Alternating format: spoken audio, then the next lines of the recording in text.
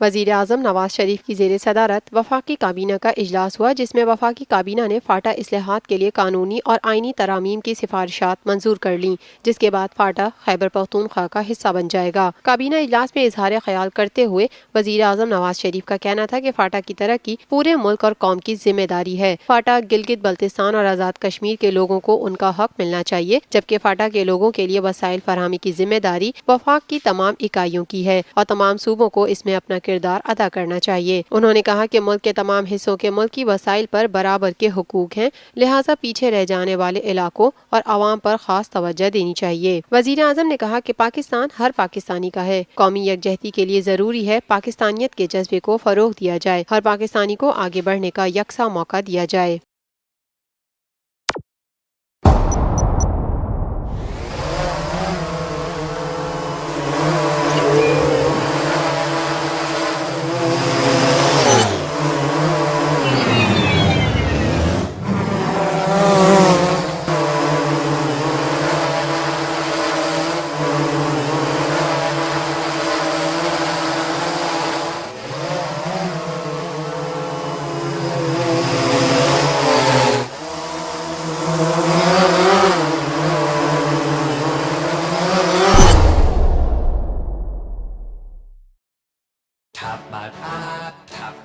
Live PSL matches देखिए HD में tapmat.com पर और डाउनलोड द ऐप।